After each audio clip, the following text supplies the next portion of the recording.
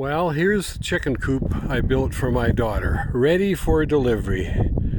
She did the painting, I did the building, and it actually turned out pretty darn good. She's planning to have 6 chickens in there, and it'll be in the town of Turner Valley.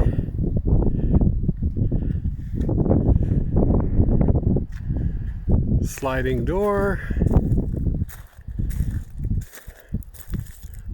Little window in the back to make sure there's some light.